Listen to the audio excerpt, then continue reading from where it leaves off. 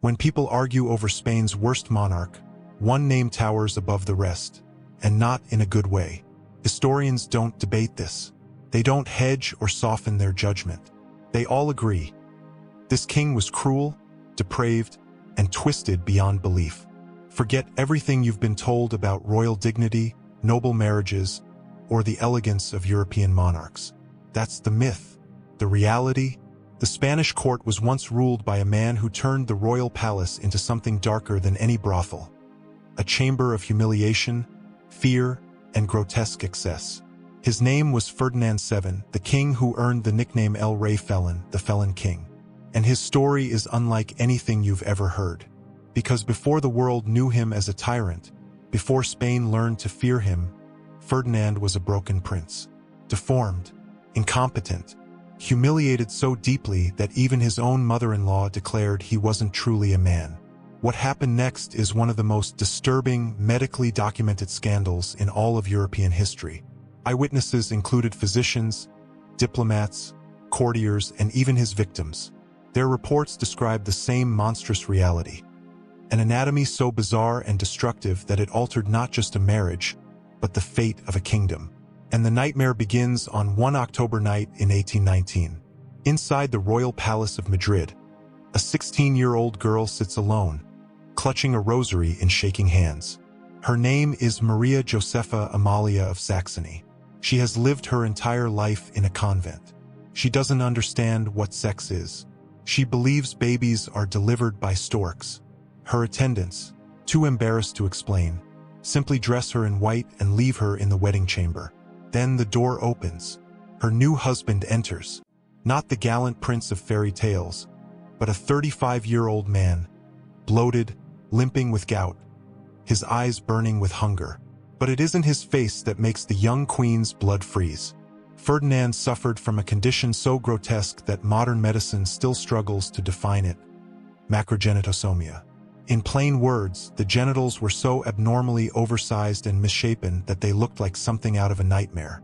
French writer Prosper Mérimée left a chilling description: as thin as a taper at the base, as thick as a fist at the end, and as long as a billiard cue. Imagine being a sheltered teenage girl, raised by nuns, suddenly confronted with that. Maria Josepha did the only thing she could. She screamed, bolted from the bed, and tried to run. But Ferdinand, drunk on wine and lust, gave chase. Picture it: a bloated king stumbling through the chamber, trying to grab a terrified child who's literally running for her life. The attendants rushed in, but Ferdinand exploded in rage. Naked, deformed, screaming obscenities, he demanded they prepare the queen for him within 15 minutes. The women, horrified, tried to explain what was expected. Whatever they said pushed the girl over the edge. Because when Ferdinand returned, ready to claim his marital rights, he found not a willing bride but a child so terrified that she had lost control of her own body. The royal marriage bed was smeared in human waste. Ferdinand recoiled, sneering, "Queens do not smell of civet." He stormed out, refusing to touch her for a week. But this was only the beginning of Maria Josepha's nightmare. To understand how one wedding night spiraled into horror, you need to know the truth: Ferdinand had been hiding under his robes since his youth. And this part gets graphic. Royal physicians left detailed records.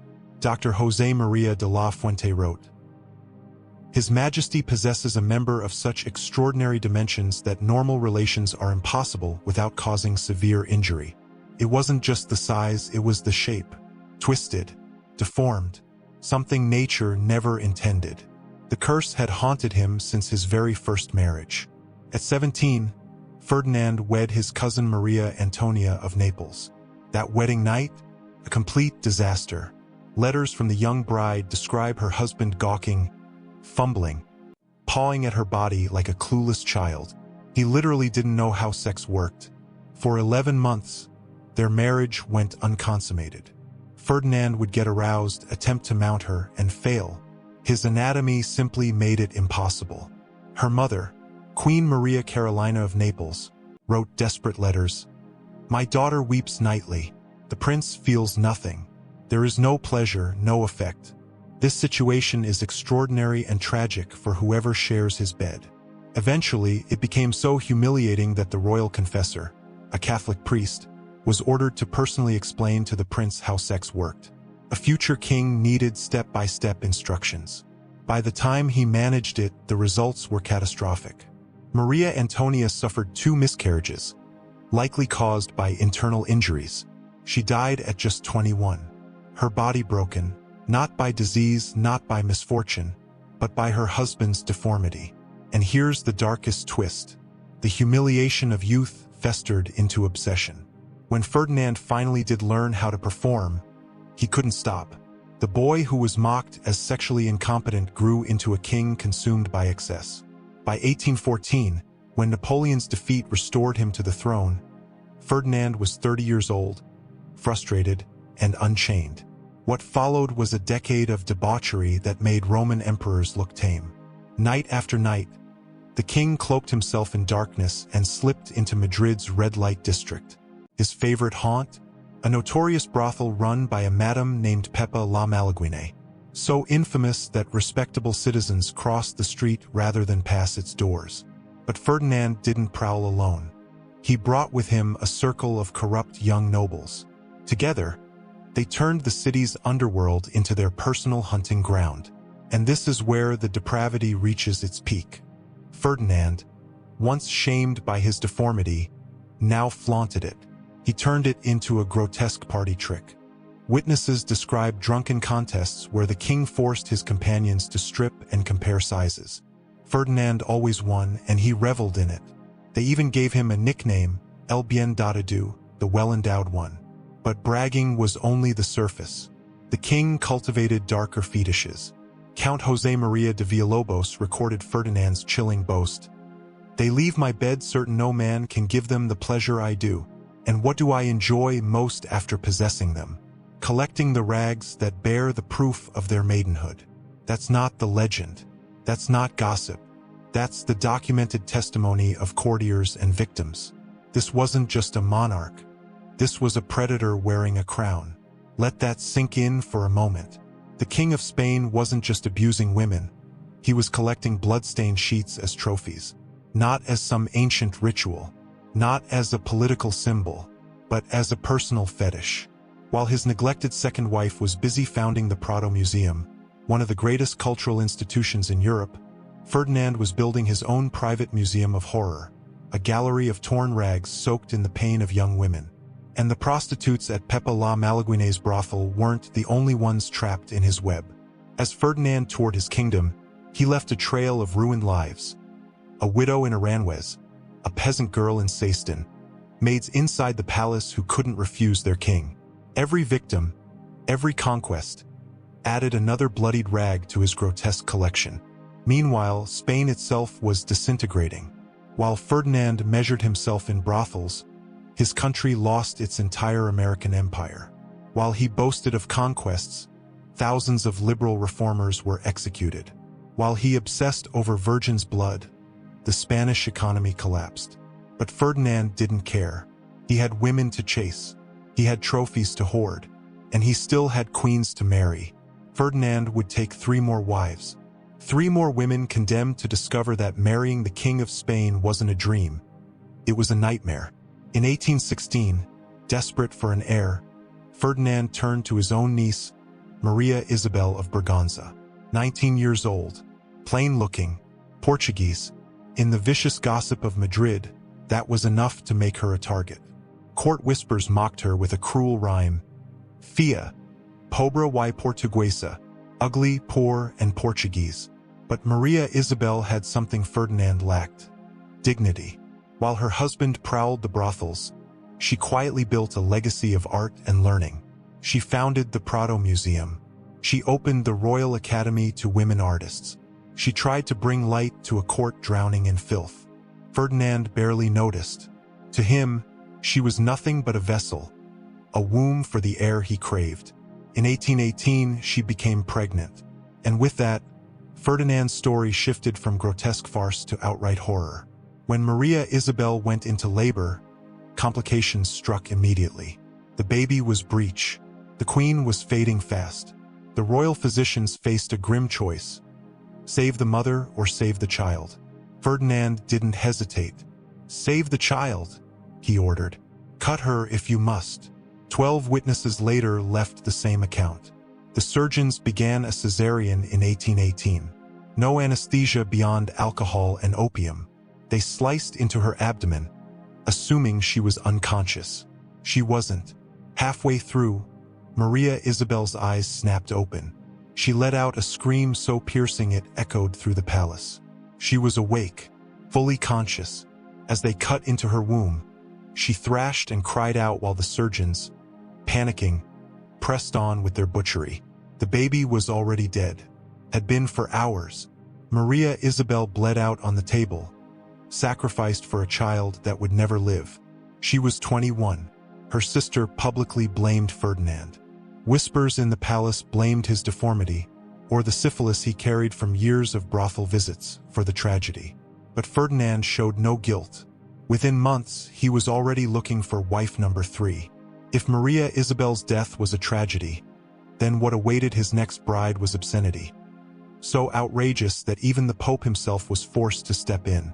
Because Ferdinand's third wife was the same terrified girl we met earlier, Maria Josefa, the 16-year-old convent-raised bride who soiled herself on her wedding night. That disaster was only the opening act of her nightmare. After a week of avoidance, Ferdinand returned to her bed. She resisted with everything she had. She scratched, clawed, and once even kicked him square in his deformity, leaving the king howling in agony. But resistance couldn't last forever. Ferdinand was the king. She was his property. So he tried patience. Night after night, he entered her chamber. Night after night, she clutched her rosary and prayed while he attempted to seduce her. And Maria Josefa had a weapon he could never overcome: ignorance. She truly believed babies came from storks. When Ferdinand tried to explain reality, she accused him of lying, of tempting her into mortal sin. "God would not create such a vile way to make life," she cried. "You are testing my virtue with your lies." Weeks passed, then months, then years. And still Ferdinand, the man who bragged in brothels, could not bed his own wife. The humiliation spread across Europe. Foreign ambassadors reported back that the King of Spain was being rejected by a teenage girl. Finally, desperate, Ferdinand wrote to the Pope. And the letter that landed on Pope Pius VI's desk must have shaken him. The most powerful monarch of Catholic Europe was begging for the Holy Father to convince his wife to have sex with him. The Pope's reply still survives in the Vatican archives. A masterpiece of diplomacy.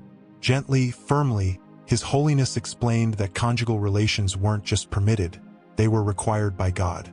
To refuse was to defy the Creator himself. And still, Maria Josefa resisted. Only with conditions did she submit. She would pray the entire rosary first. She would keep her eyes closed the whole time. She would imagine the Virgin Mary to protect her purity. So imagine Ferdinand, absolute ruler of Spain, master of life and death for millions, lying in bed while his wife murmured, "Hail Mary, full of grace."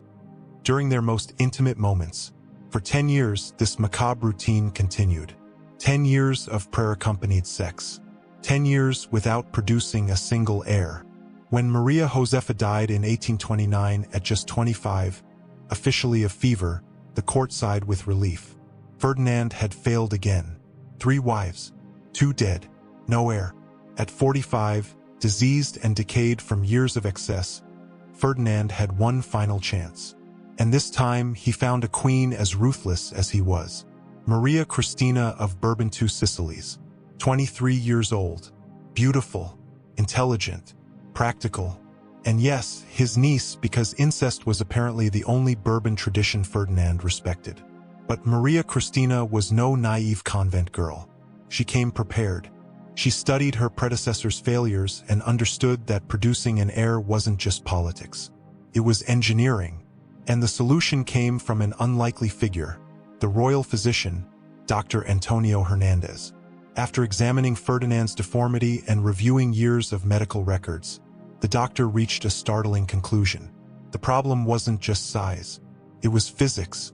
If the tool doesn't fit the garden, you either change the tool or change the garden. Since Ferdinand couldn't be changed, they would have to get creative. And so Dr. Hernandez ordered the royal craftsman to build a device. A special cushion, crafted from the finest silk and stuffed with feathers.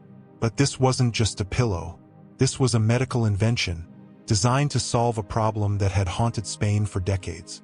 And what happened next changed the course of Spanish history forever. Before I reveal what that cushion was used for, hit that subscribe button if you're still here, because this is where the story turns from grotesque scandal to political earthquake. Drop a comment too. Would you have survived one night in Ferdinand's court? Or would you have run like Maria Josefa? And if you don't want to comment, tell me why. I read everything. Share this with someone who thinks European monarchs lived fairy tale lives, and let's shatter that myth together. Cut into its center was a hole, measured with clinical precision, 4 centimeters deep. The logic was cruelly simple. Ferdinand would push himself through that opening, the cushion acting as a barrier, preventing the catastrophic internal damage that had ruined every prior attempt at conception. Only the necessary tip made contact. Maria Cristina presented the device to her husband with the subtle diplomacy of a career negotiator. She never called it what it was, a concession to his deformity. Instead, she framed it as a medical safeguard, a tool to guarantee strong, healthy heirs. Ferdinand's ego, always his weakness, swallowed the explanation. Their first night with the device was awkward. Ferdinand, once boastful about his grotesque size, was now confronted with forced limitation. But Maria Cristina, ever practical, treated the procedure like any other royal protocol. And it worked. Within 3 months, she was pregnant. October 10, 1830. Cannons thundered across Madrid. Queen Maria Cristina had delivered a healthy daughter, Isabella, the future Isabella II of Spain. 2 years later came a second daughter, Luisa Fernanda. After 4 wives, 2 deaths, 1 papal intervention, and a specially engineered cushion, Ferdinand finally had his heirs. But with Isabella's birth came another crisis. Spanish law, specifically the Salic law imported from France, barred women from inheriting the throne. Ferdinand's brother, Don Carlos, fully expected to succeed him. But Ferdinand, who had quite literally engineered these heirs into existence, refused to let a technicality rob him of his legacy. In 1830, he issued the Pragmatic Sanction, overturning centuries of law to secure his daughter's right to inherit. When Ferdinand died in 1833, his deformity and his desperation sparked a new nightmare: the Carlist Wars. Hundreds of thousands would die in a bloody civil conflict born from a king's twisted anatomy and a silk cushion. But let's return to Ferdinand's most grotesque secret: his trophies. After his death, Maria Cristina quietly ordered an inventory of his private chambers. What they discovered horrified even seasoned courtiers. Hidden in a cedar chest, wrapped in silk, lay dozens of blood-stained cloth squares. Each is meticulously labeled with a name and a date. Carmen, palace housemaid, March 1821. Isabella, servant, January 1823. Maria, widow of Vanes, September 1824. The king hadn't been exaggerating. For nearly 2 decades, Ferdinand collected these grisly keepsakes, part record, part fetish. Patterns emerged.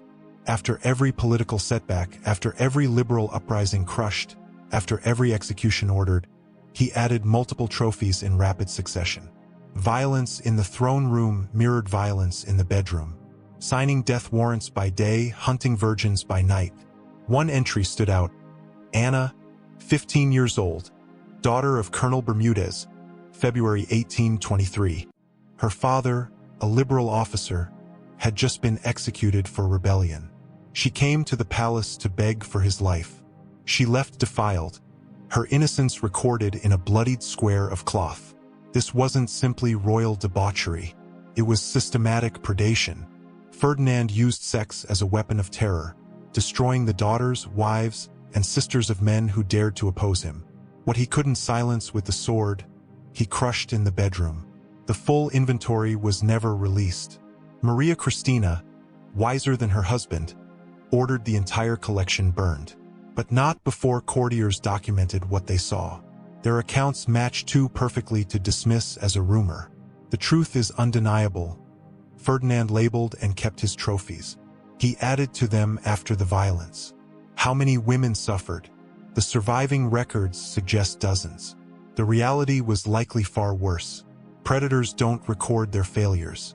For every bloodied cloth, how many victims escaped? How many were silenced before they could speak? We will never know. When Ferdinand died on September 29, 1833, Spain hardly mourned. His brother immediately declared war. His daughter's reign would be consumed by civil conflict. His widow remarried a common guard, scandalizing the court. Ferdinand's true legacy wasn't political, it was personal. He transformed the Spanish monarchy from a sacred institution into a grotesque joke. Isabella II, his daughter, inherited not only his throne but his appetites. Her own notorious affairs and rumored nymphomania would lead to her overthrow in 1868. The Bourbon dynasty Ferdinand had engineered into existence would collapse under the weight of its own corruption. Think about that cushion.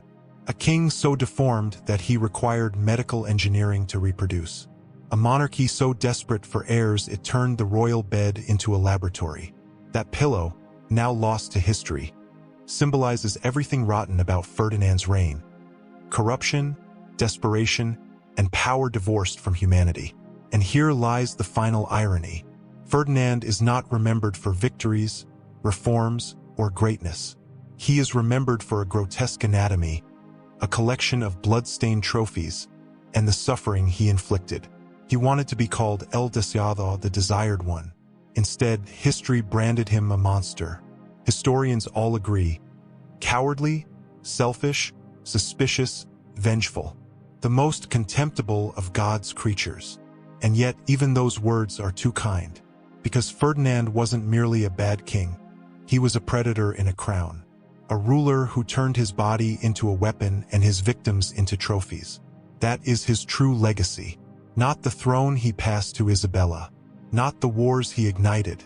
But the women whose names burned away with that collection. The servants who couldn't refuse. The daughters were taken as revenge. The wives who lived or died in terror. Ferdinand proves something chilling. Monsters don't just lurk in shadows. Sometimes they sit on thrones. Sometimes they wear crowns. Sometimes they're remembered as kings. And sometimes history finally calls them what they were. If this story shocked you, don't stop here. Watch our episode on the 6-year-old child bride forced to marry a king more than 4 times her age. Another royal marriage that will make you question everything you thought you knew about monarchy. And before you go, subscribe, like, and share this story so more people understand the horrors hidden behind crowns and castles. Or drop a comment telling me why you won't. Because history isn't just dates and names. It's trauma, blood, and human suffering. And it deserves to be remembered.